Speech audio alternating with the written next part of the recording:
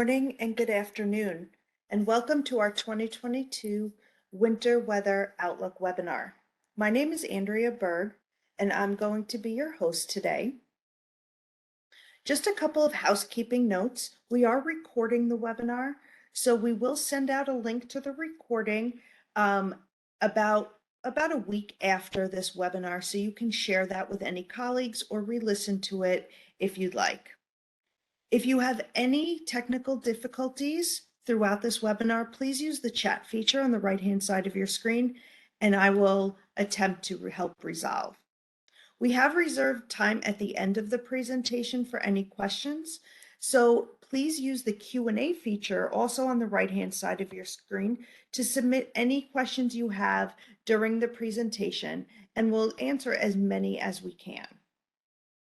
So with that, I am going to turn the presentation over to Jeff Johnson. Jeff?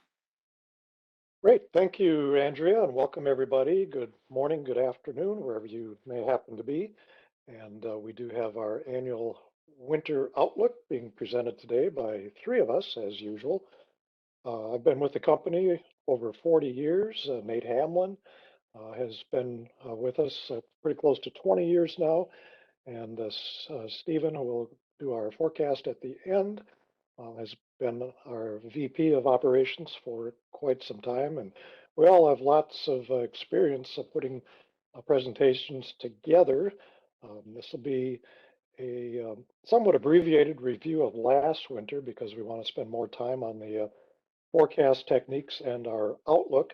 And we also want to spend a lot of time at the end talking about some industry impacts. We have a panel discussion with some of our experts in various industries. So I'm going to start out with a quick review of last winter. And we did have a La Nina last winter, which was the second in a row.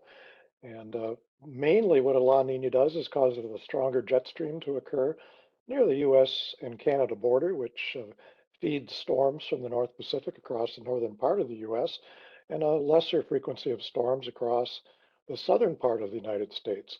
One main highlight of last winter was it was incredibly warm during the month of December, and we'll see that in a subsequent slide.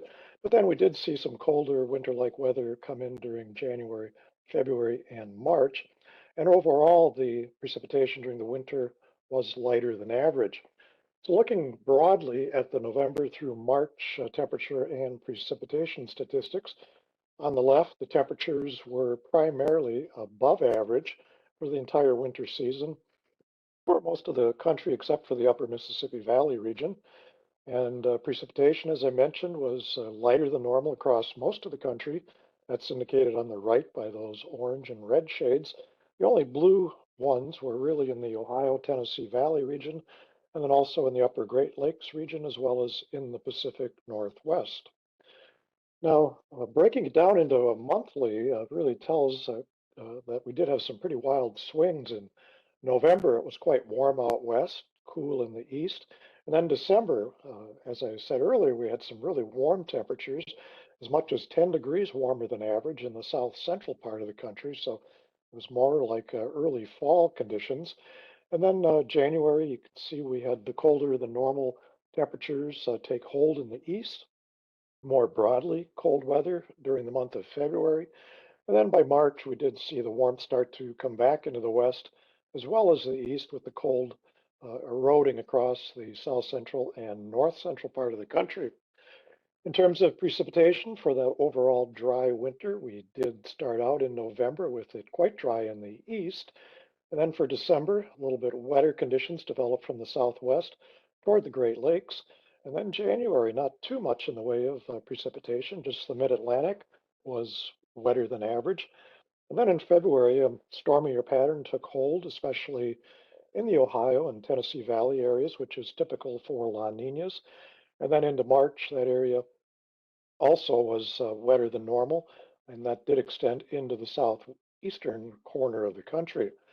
In terms of the snowfall season, on the left, the totals for the entire winter are indicated in inches, but The snowfall anomalies are on the right, and areas in blue did have above average snowfall.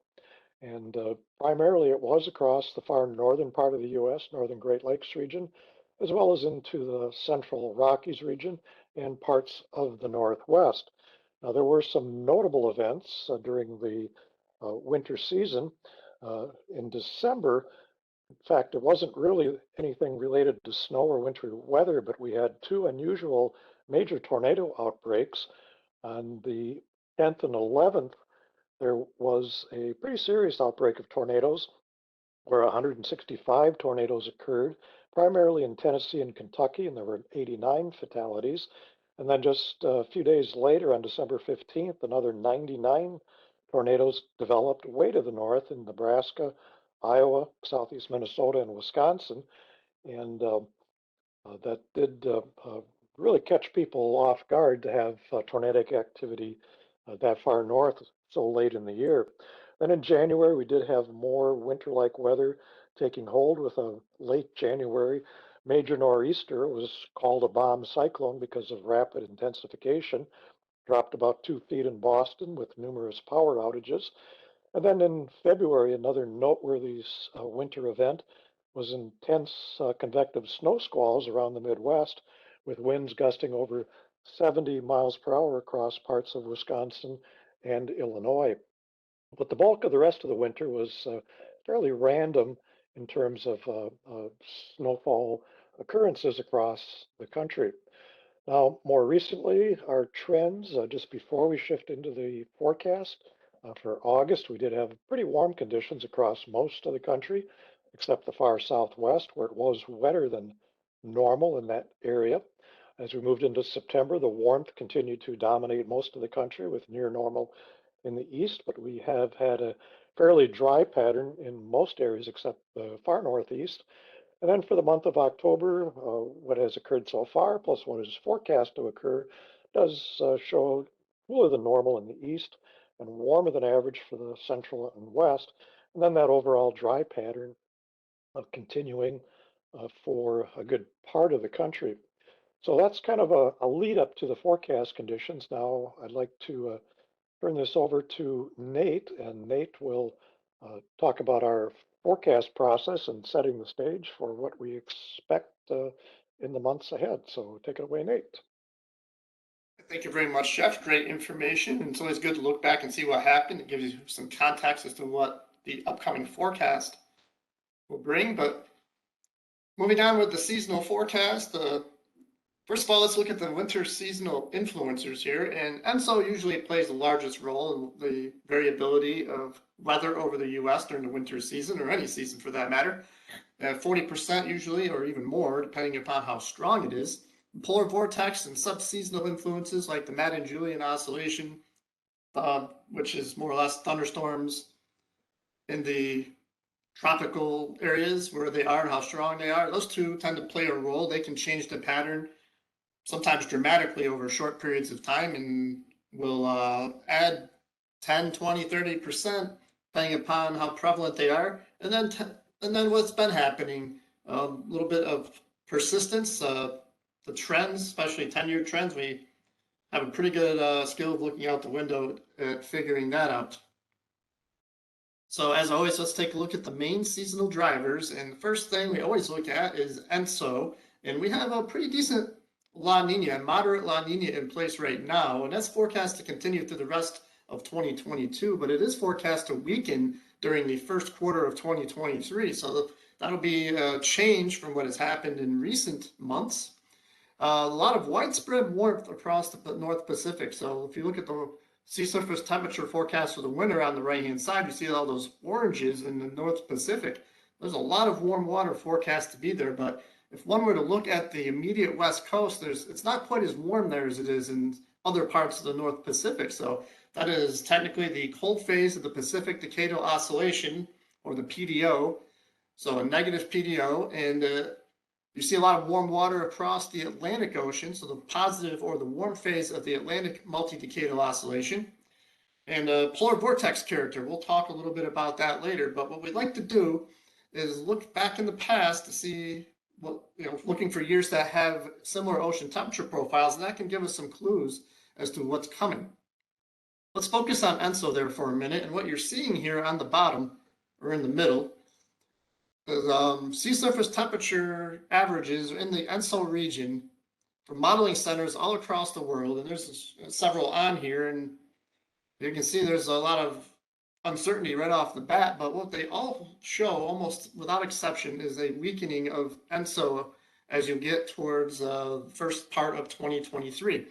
So the La Nina will weaken here. The thick reddish line is the average of the model guidance, and you can see that goes up into the neutral camp here during the first quarter of 2023. So we're feeling okay about the idea that it's going to weaken. So let's take a look at analogs, and what those are is average weather conditions from previous years with similar ocean temperature patterns that are expected this year. And we have 10 years listed on the right in order of how close we think they are. And you're tracing them all the way through the winter and the summer season, or into the spring season. And the idea here is that we're going to have the ENSO peak here in the next few months, and then it'll weaken and trend warmer here during the first part of 2023. We've picked 10 years that show that and fit into the distribution of the model guidance pretty well. And the sea surface temperature analogs here for December through February, and note all that cool water in the tropical Pacific. So the La Nina is covered, and then the warmer than normal temperatures in the North Pacific with the cooler water along the West Coast and the warmer Atlantic Ocean temperatures, especially off the Canadian Maritime. So we have all that stuff covered pretty well with our analog years. Some of them are a little bit older, so oceans have warmed over the years, so there's going to be a little bit of a difference. The composite will be cooler than what it otherwise would be, but it does cover the highlights, and that's what we tend to do with these analogs. Jet stream analogs, Jeff talked about what it means, and you can see here with the yellow and green colors across the northern part of the country, that's where the main storm track was with the analog years, and we have weaker than normal winds in the southern part of the U.S., so not too dissimilar to last year when it comes to the placement of the jet stream. So let's take a look at what actually happened with the analogs in November. Temperatures on the left, precip on the right, the blues below normal precipitation, or excuse me, below normal temperatures in the east, above normal temperatures in the west during November. Precipitation pretty dry for the most part, but you do see some above normal precipitation in the Pacific Northwest, so their wet season will get started rather efficiently, and then you can see a little bit of a hit in the north central part of the country.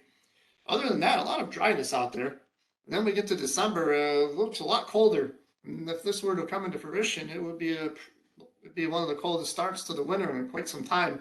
Below normal temperatures widespread in the central and eastern part of the country and most of Canada, and then the southwest U.S. would be above normal.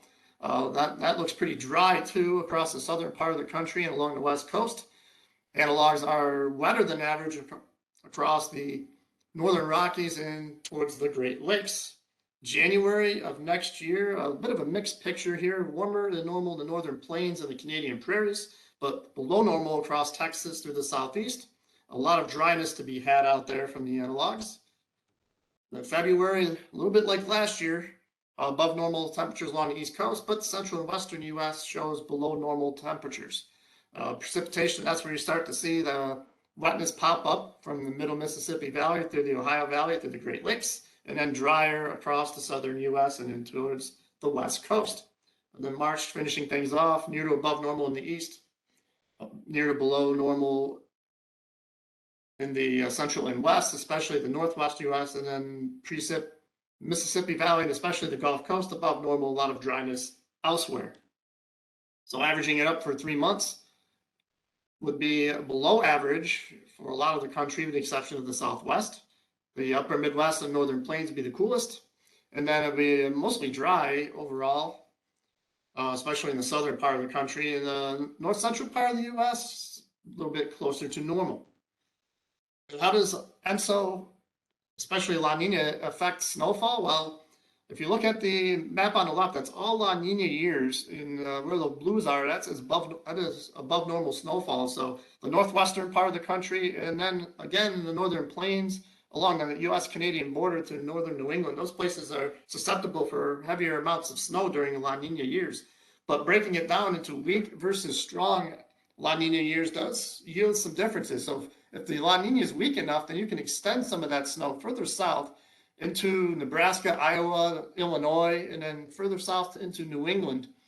And you have lesser anomalies here towards the south. But if you strengthen the La Nina, and we're pretty much in almost to a strong setup right now, even though we're going to weaken, and you can see an enhancement of the snow in the northwest, but you'll see less snow here across Nebraska, Iowa, and then less snow across the mid-Atlantic through southern New England. So the ENSO strength can make a pretty big difference. And it's leaning a little bit strong right now, even though it weakens later in the season. So taking a look at our top 6 analogs of snowfall departure each year, and you can see for the most part there are some similarities. There are 2008, 2009, for example, pretty dominant with lots of positive anomalies across the northern part of the country. And 2000, 2001, you see a little bit less in the northern Rockies, but again, upper Midwest to New England, pretty snowy.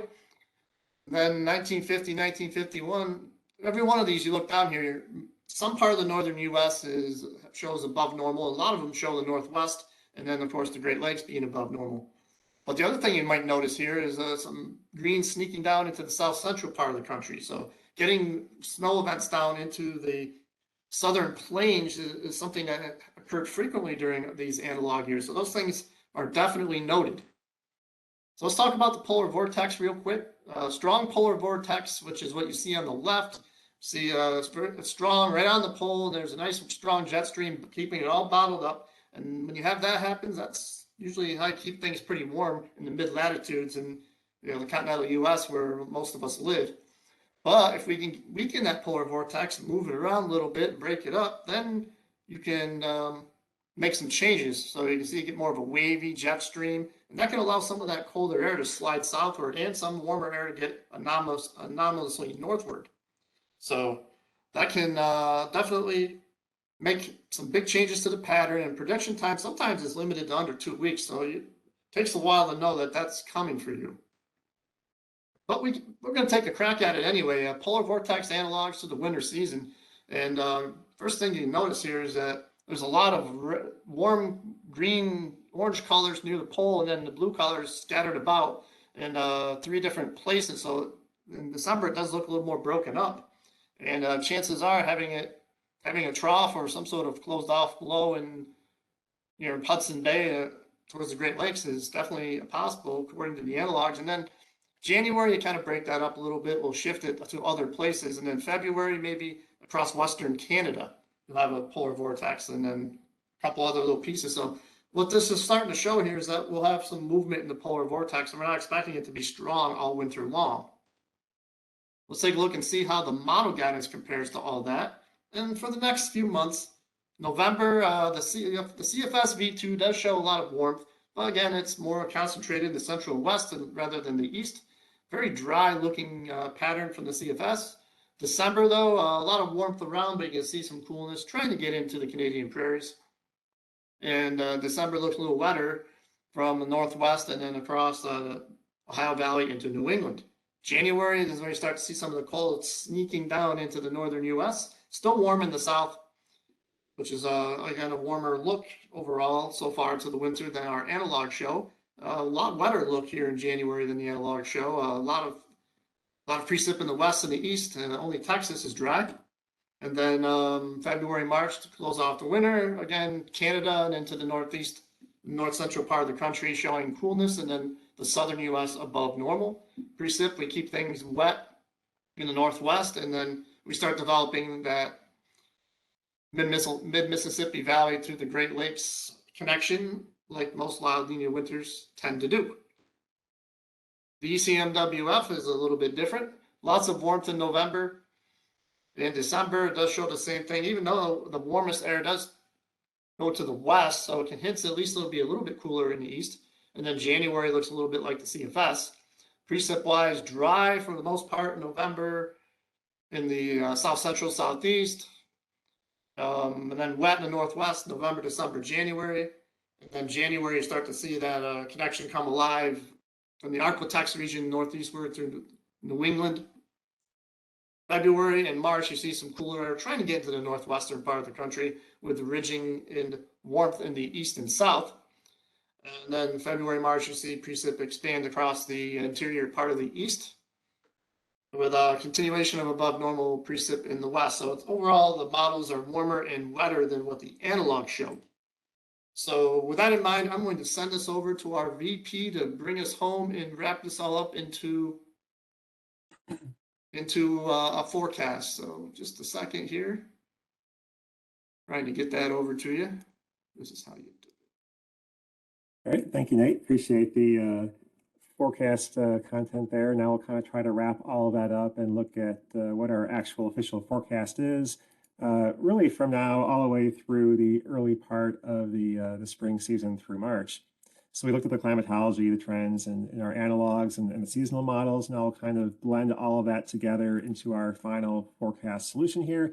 And so here's what we're looking at on a monthly basis for temperatures. So for November, we are currently expecting to see the eastern U.S. be the most favored area for below normal temperatures when they occur during the month of November. And for the most part, the western U.S. staying warmer than normal, as has been the case for really most of the last several months. We may see obviously some variability in that and brief periods of cold across the west, but for the most part, by and large, the eastern half of the country should be favored to see the cold when it occurs.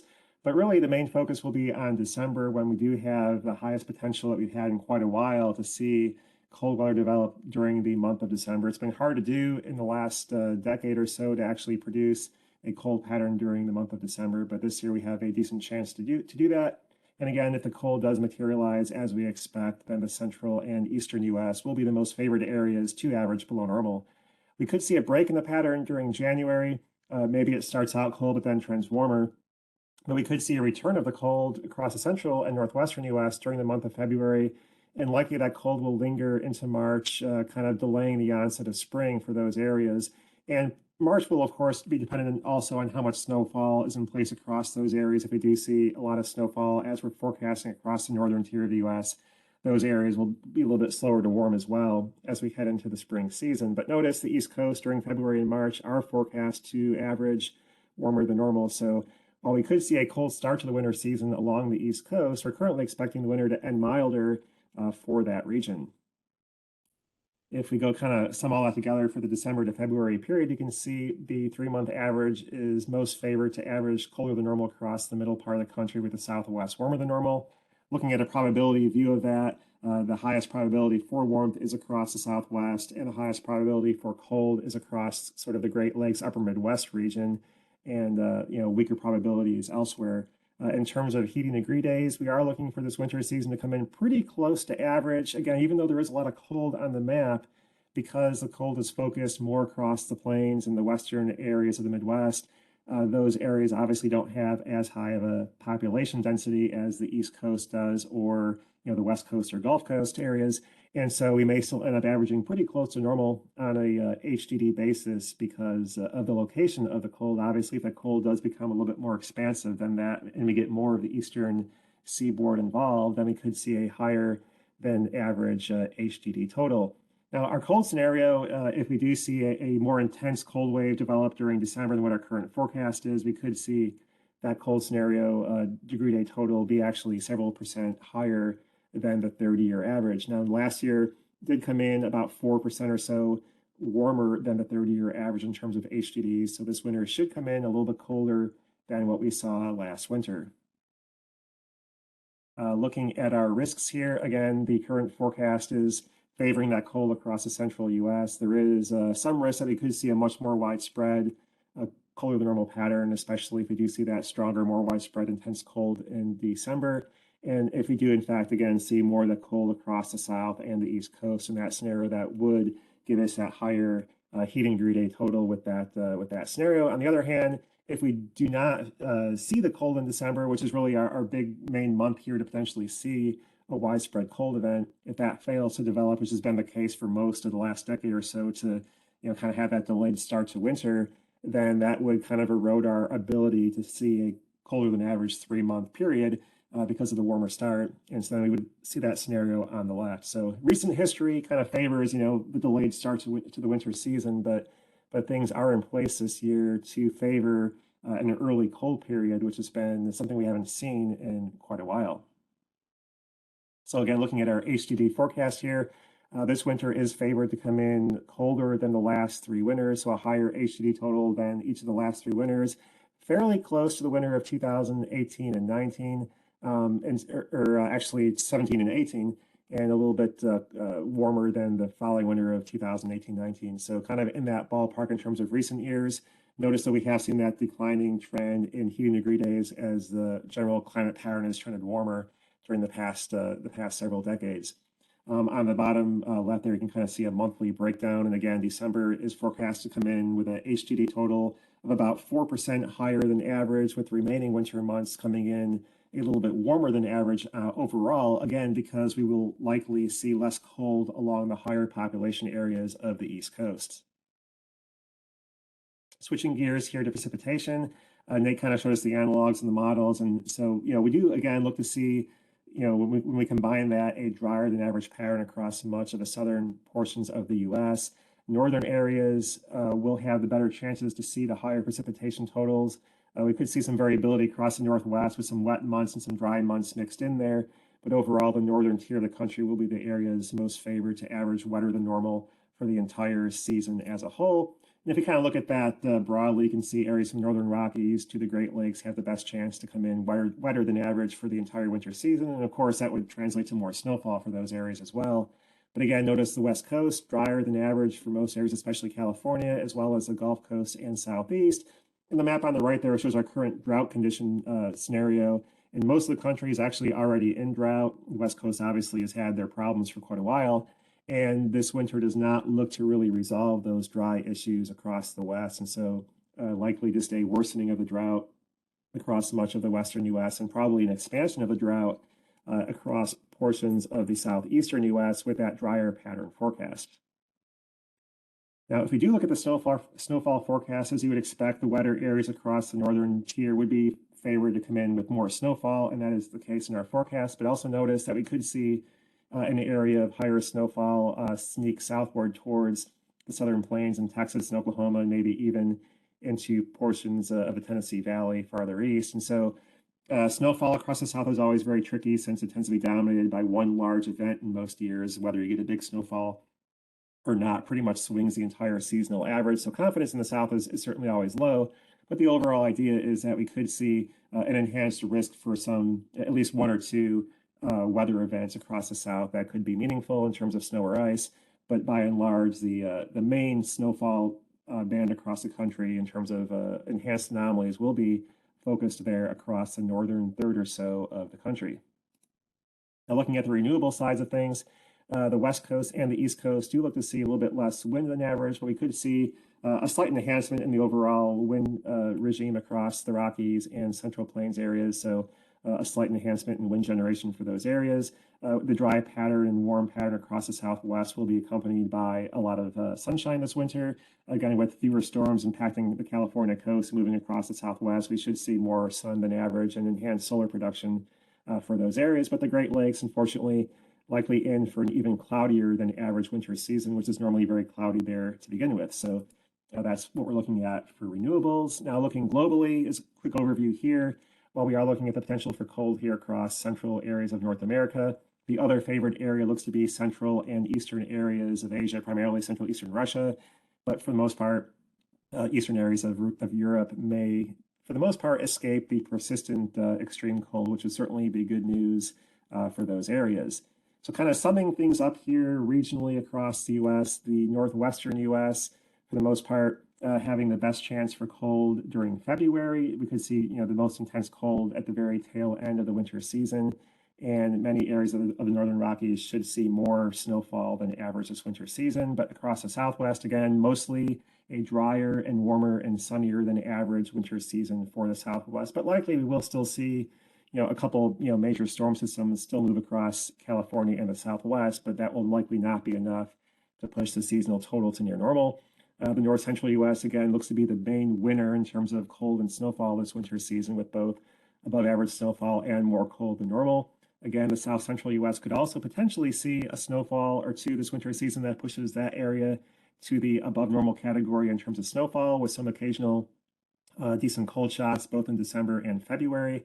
And then the East Coast again having the potential for some early season cold in December, but trending towards a milder pattern by February for those areas. And so snowfall again, we could see a reduced risk for coastal snowstorms this winter season, especially later in the winter season. So we may see overall a tendency for most of the snowfall to be sort of along the Appalachian crest westward this winter season, and not as much along the coastal plain for that area. And across the southeast, again, some variability down there, but overall, for the most part, a kind of a back and forth scenario, potential for cold in December, but also less risk for cold by the tail end of the winter season. So the key messages again are the risk for that cold in December this year, the highest risk we've had in quite a few years for early winter cold. But again, the East Coast trending warmer as the winter season progresses. The north central U.S. being the most favored area for snowfall this winter season. The Southwest, again, being favored to come in drier and warmer than normal, so increasing the drought problems that they've already have in place there. And again, one thing to note with a La Nina winter like we have this year, even the areas that tend to be warm during those years do occasionally see some intense cold waves take place. They may not be enough to trend the whole winter cold, but typically these types of winters do produce the more extreme cold waves that occur during winter season. So many areas will likely still see some rounds of strong cold this winter season, even if they do end up averaging near or above normal for the entire winter average. And so again, that's kind of our summary map there. And now we will switch to a panel discussion looking at the risks that certain areas of business may have based on this winter forecast, and also going through some of the various questions that have come up for this upcoming winter season. So I'll go ahead and pass things back here to Andrea, and then we can see if we can get everybody else online here for our discussion. Thank you. So I'm trying to see if I could stop sharing the screen. But first I want to introduce our panel today. We have Brad Nelson, who is one of our weather risk managers. He will be our moderator for today's discussion. Joining Brad is Ben Hershey. He is one of our product portfolio managers and one of our experts on the transportation side of the business. Joining Ben and Brad is Nick Wilson. He is our director of product management for utilities, and Arian Priest, who is a strategic product manager who is expert at airport operations. So I will stop sharing this presentation and turn it over to you guys. Thank you. All right. So thanks, Andrea. Really appreciate it. Great to see the outlook for the U.S. here with our experts. And yeah, depending on where you are, I guess you're happy with that outlook. And some other areas, maybe you have some challenges ahead for this winter season. But we have a terrific group of weather risk industry experts on the call, on the panel here today.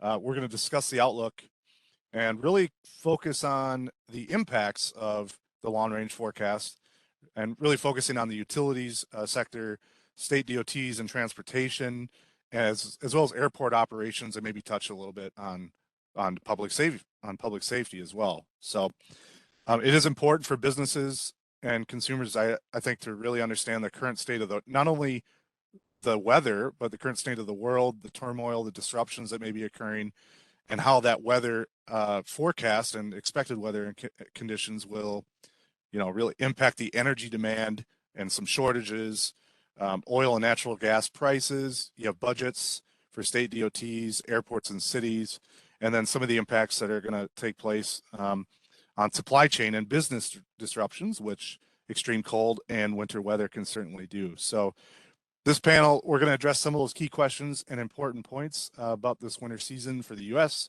So with that said, I'll get to the first topic. So it looks like really one of the main kind of key messages that came out of our outlook was that risks, at least the risk is increasing for early season winter cold already in December, something we haven't seen really in maybe a decade. Maybe the coldest start to the winter on a national level in a decade is possible. So how do how do utilities, DOTs, cities, and airports deal with significant cold early in the season rather than easing into winter? And I think I'd like to start out with Nick here on your thoughts for the utility industry, if you don't mind.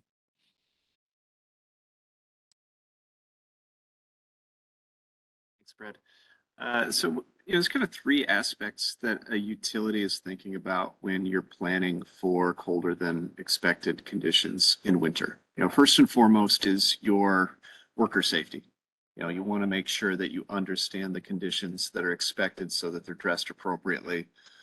They're adapting their working hours as needed in their crew shifts in order to maintain a healthy state of body and ensure that they don't expose themselves to frostbite and other worsening conditions. As a utility, you also want to be much more judicious as far as how you're going to prioritize which assets need to be visited for various repairs and inspection. And additionally, you also want to make sure that when those utility workers are going from point A to point B, that you understand the risks and exposure potentially as far as safety of the roadways and other access points that they need. Another pillar to kind of think about as a utility is customer satisfaction. If you look at outages that occur in summer versus winter, the customer satisfaction levels or ability to tolerate a power outage are much worse in winter. There's a couple factors involved there. Naturally, if an outage happens in winter, you're dealing with much less daylight. So, it's more challenging to light your home with artificial, non-electric means. Naturally, the discomfort level with managing cold conditions in your home or office space is much less tolerable than it would otherwise in the summer, where you can jump in the pool, cool down with water and whatnot. So that's another consideration that utilities, it's really helpful to have, say, an outage prediction solution so that they can really understand the risks for wet snow, ice accretion, or high wind events that could cause power outages in the winter so that they can mobilize crews in advance of those expected outages to shorten the duration of those outages and improve customer satisfaction. Lastly, is we think about the generators, especially down in Texas after the deep freeze in February of 2021. These electricity generators are focusing a lot of time and effort now on winterizing their assets. What's that mean? Oftentimes in power generation plants, there's a lot of exposed piping that's transporting water or steam. So what they're doing is applying wires. Is called heat tracing, where they can heat the outside of these transport pipes. Additionally, they're insulating them more thoroughly. If you can winterize your generation assets here in advance, it gives you another advantage as far as reliable supply of electricity. Yeah, and obviously, if you're at risk for some early season cold, you're going to start, you're going to probably put in a little more mitigation and preparation efforts than normal, knowing you got a cold season coming up, and especially early in the season, so you're not scrambling, at last minute for that. So, all good points, Nick. Thank you very much. As far as you mentioned the roads and dealing with transportation as well, and that kind of really leads into the DOTs and transportation and even airport operations. So Ariane, can you speak about how airport ops would deal with early season snow and cold? And then we'll move on to Ben and talk about the transportation industry. Yeah, sure. Thank you, Brett. Great being here, and thanks, Stephen, Nate, and Jeff for the outlook for the coming season. I'm sure that the aviation interest picked up a few things there. First of all, was of course the expectation of early winter cold in December, which will trigger airlines and airports immediately about the holiday season travel arrangements, getting everybody home to the family. So that's probably one of the things that they were looking at. And I'm really sure that more down south they're raising an eyebrow or two there as well to see what is coming their way. We're already, of course, half October. So the airports and the airlines should be around that point that they have already finished up their preparations for the winter season. But this would be a excellent time to double check on the budget, maybe see if there's a little bit more budget for third-party contractors, especially in the northwest and lake areas, to see if they can get some more crews in for snow clearing and aircraft de-icing, and of course checking if the de-icing fluid storage is up to par and that there is enough fluid available. Of course, when these winter storms or winter weather hits, it's not only the fact that you want to get your aircraft in and out and the passengers, but the icing fluids, getting that to an airport is, of course, that goes over normally over road, sometimes over railroad, but especially over road, and that will impact the ability to get the fluids in the airport as well. So the last thing that you want is to have a shortage of de-icing fluids and not be able to de-ice the aircraft. So yeah, and airlines could perhaps look at their schedules if they know that the Midwest is getting a little bit more winter weather, more wetter winter weather, like Minneapolis, Denver, Chicago, Detroit. You might want to have a last look at your crew schedule and see if you can have some additional reserve crew in those hub cities to catch those disturbances. Yeah, that's a good point about the extra crews. And we all know if, Detroit or Chicago gets impacted, by winter weather and has a snowier winter, that trickles down. It's not, there's other airports like DFW. I Yeah, mean, you go to Fort Lauderdale. I mean, you go to Atlanta, and it all kind of cascading effect as well. So that yeah, absolutely. needs to be taken into account. So Yeah, especially when those major hubs like Chicago and Minneapolis and maybe even Dallas Fort Worth. I mean, those ripple effects or snowball effects, no pun intended there, are considerable. Yeah. great. Thanks, Arian. Ben, we'll move on to you with that question. Yeah, so as we take a look at the landscape, and I think somebody made that comment about kind of what's going on, across the U.S. and across the globe, to be honest, is our DOTs, cities, counties are dealing with a huge staffing shortage at this point, right? So there are locations across the country where we have maintenance sheds that may not have a single person able to drive a snowplow at this point as we move into the winter season.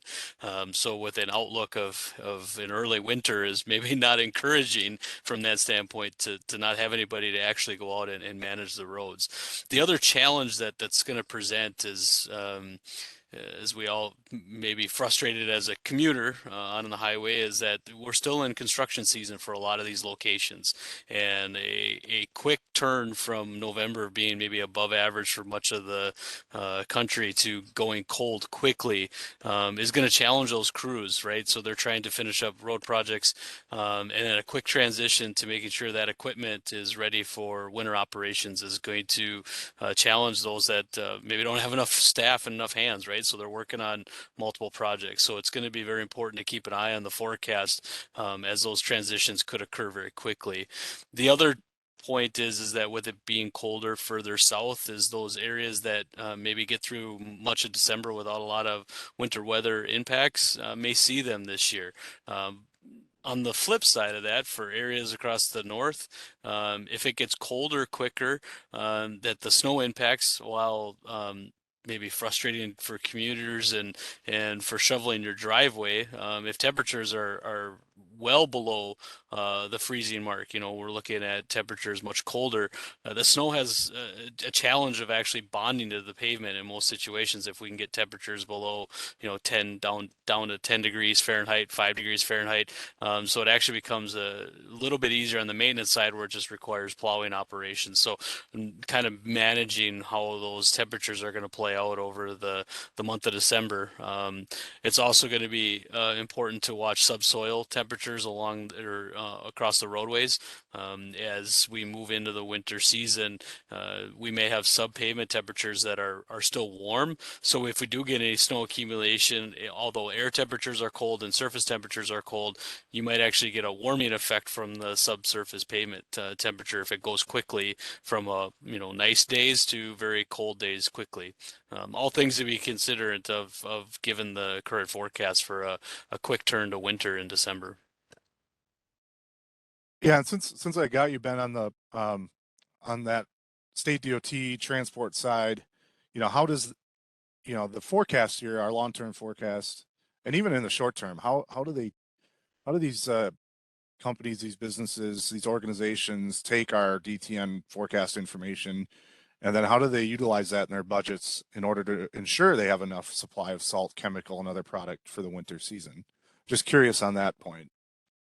Yeah, a lot of the salt buying is actually unfortunately done even into the during the summertime, right? So a lot of the contracts are in place because of the long haul of getting salt and other de-icing equipment out to main areas. And certain areas of the country last year didn't have a lot of winter. Talking to some of our clients across the central part of the United States, a lot of their salt sheds are fairly full from even last winter season because they didn't have to use a lot of chemical.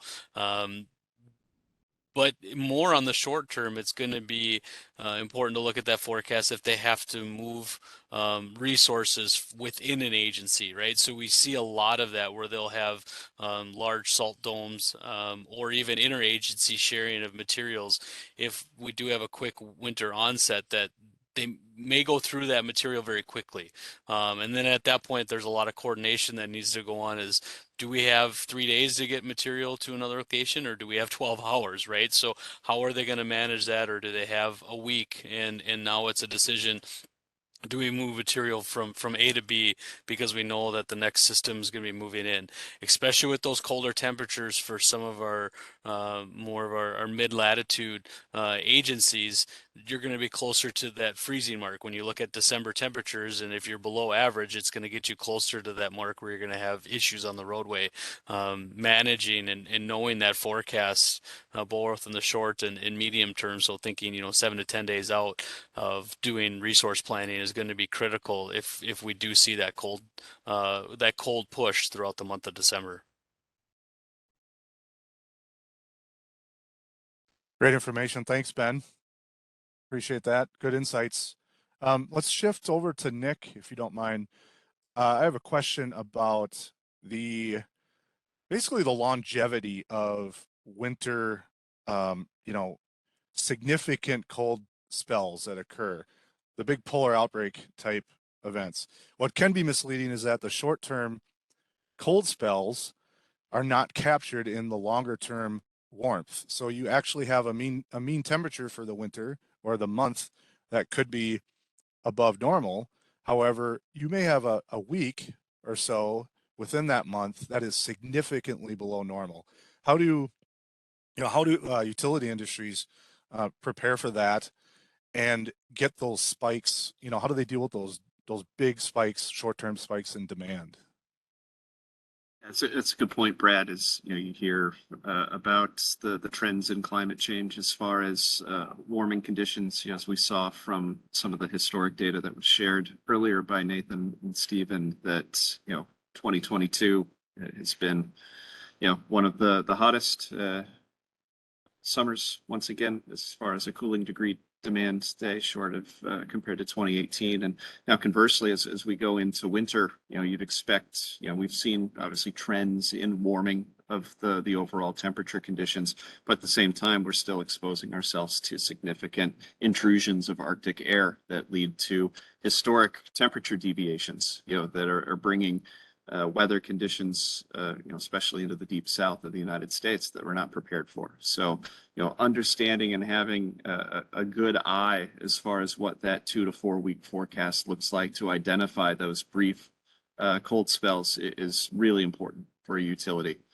so that they can tactically prepare, both in the aspects of the winterization that we talked about earlier, but also, there's going to be considerations as far as trying to advise and educate your customers as far as intelligent use of electricity and natural gas so that we can lower that demand curve at some levels. So, getting that visibility as soon as possible with an accurate long-term, 2 to 4 week kind of range forecast is really helpful, so that utilities can start to make contingency plans as far as, can I source in the open, electricity markets and natural gas markets additional supply if needed, so that you can get it in the right places at the right time. Yeah, and receiving that information early on and as early as possible is obviously, really helps them to get a jump on, buying up fuel and making sure that the price point's there and it's not being driven up as the demand obviously increases there. So Yeah, because regardless of the weather risk you had this year, the prices of natural gas are at levels that we haven't seen since 2008. And I was just looking at the prices this morning, and things have actually reverted back to the lowest price levels. I think natural gas trading around $5.70 now per BTU, and it is the lowest price that we've seen since July. So I think the early mild conditions here have put a little bit of price pressure, but certainly as soon as we get that first cold spell, if expected here in December, you can expect that there's going to be some pretty steep price increases. So regardless of even if it's a warmer winter, the price change that we've seen relative to 2021 in recent years, it's going to be hitting customers pretty hard when they see their bills. thanks, Nick. And Arian, can you explain how an airport in the southern U.S., such as Dallas-Fort Worth, might prepare differently from winter weather than, say, Boston, Logan, or Detroit on early season cold? A lot of that cold won't manifest itself early on, you typically down in the southern states, but as you get into the deeper part of the winter season, certainly might have to worry about more snow, ice, and mixed precipitation events. So just kind of your thoughts on how an airport in the south, like the southern part of the country, might prepare quite a bit different than an airport in the northern U.S. Yeah, thanks for the question, Brett. I don't think that in terms of preparedness, a airport in Texas would prepare differently than, for example, in the Northeast. It's more in aviation. It's all about what kind of winter weather do you get, right? Do you get dry, cold air from, for example, the north with low humidity? That for aviation is not a major issue, apart from the frostbite and the people working outside, frozen pipes on airports, etc. Maybe some equipment failing that not used to that. But as long as the air is dry and there is not much snow clearing to do, and the air is dry and there's no frost buildup on the aircraft wings, there's not much to worry about from an airline or airport perspective in that sense. And I think that's the big difference between usually what happens in more in the south and in the northeast, is where in the northeast you would get, as Stephen and Nathan pointed out, you would get these massive snow dumps.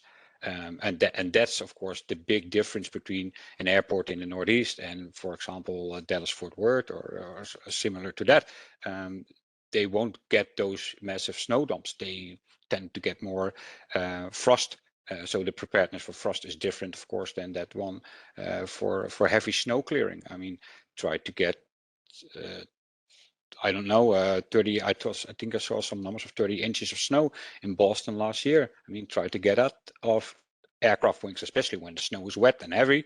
You need massive amounts of de-icing fluid to get that off your aircraft. Not to mention the equipment that you need to get that of your runways and taxiways, and then you need to move that snow to specific places.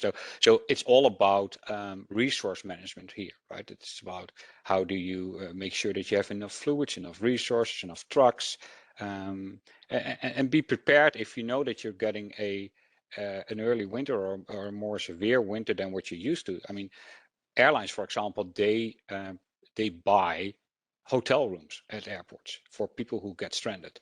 If you know that you're gonna get probably a more severe winter, you might want to look at that, right? To see if that if you want to have some more backup on your hotel rooms. I can imagine that Dallas Fort Worth in this example with this kind of forecast would look at that.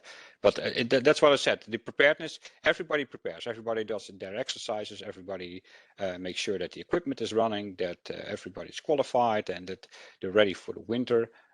It's more about what kind of winter weather hits your airport. Makes sense, and it seems like there's a lot of overlapping, concerns and decisions that need to be made with a lot of the industries that utilize this information. So, Yeah, all right, there's a big link between aviation. I mean, I'm talking about aviation, but then transportation, right? How do people get to airports? Usually by car. So there's a big relation there in that power supply to airports. You can't run an airport for days on backup generators in general. It's all linked together. Yeah. yeah. If you can't get your people to the airport to begin with, Yeah. obviously that's Exactly. going to lead to major problems. So Yeah.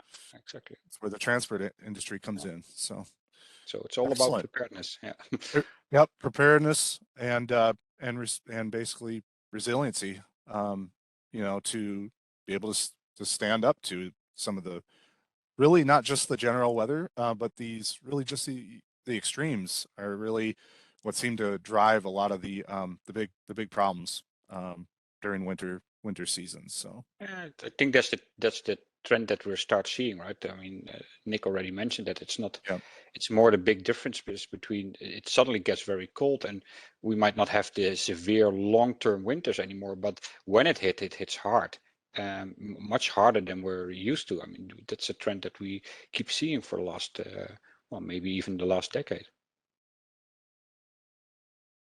I'll chime in quick is a really interesting anecdotal story. I attended airports conference in Chicago earlier this year, and a lot of case studies were presented by the Texas airports as far as how they handled and managed the winter storm of February 2021. And most notably, something you don't think about is, a number of these airports actually were equipped with snow removal equipment, but they don't have ample indoor storage facilities like airports have, typically in the Midwest and Northeast. They had a lot of this equipment was stored outdoors. And Outdoors. so when they needed it most, it wasn't functional. Things Yeah. had frozen up. They weren't able to apply chemical treatments to the runways at the speeds that they would have liked, keep roads open. So, even just little things when you think about the entire decision matrix and emergency preparedness plan that they need to work around. There's so many aspects that can still trip you up, even when you think you're prepared. Yeah, absolutely. I mean, it's kind of ironic, right, to have to de-ice your de-icing truck. I mean, yeah, it's a tough one to explain. Yes. Yeah. But I was all going to right. mention real quick too. When we look at the forecast, as well as we get into the later part of winter, there was some mention of some warming, more across the Mid Atlantic and Northeast, and if we do have a colder winter and we've got uh, temperatures pavement temperatures and just air temperatures that have been cold, and all of a sudden we do get a warming trend. One of the challenges that we're going to see, it'll be in aviation, it'll be in utilities, it'll be in transportation, is if we hit storms that move up the mid-Atlantic and Northeast, we'll get a true nor'easter. If it is warmer, we're going to have precipitation types all the way from rain to snow and everything in between, and the impact on the entire infrastructure, regardless if it's power lines, if it's roadways, if it's aircraft. that'll be something to keep in mind too, as if we have a little bit warmer pattern across the mid-Atlantic and Northeast after a colder stretch, that could challenge the entire infrastructure that we're talking about today. So just something to keep in mind from a decision-making standpoint to be aware of as we move through the winter season. Excellent. Thank you all. We've reached the top of the hour, so I think we'll end the panel discussion at this time. Thank you, Arian. Thank you, Nick, and thank you, Ben, for your deep insights on basically the impacts on key industries this winter season. Also, Nate, Jeff, Stephen, great job in the outlook. Appreciate all your work, and looking forward to how it all plays out this winter. Thank you all. Thank you, guys. Great discussion today.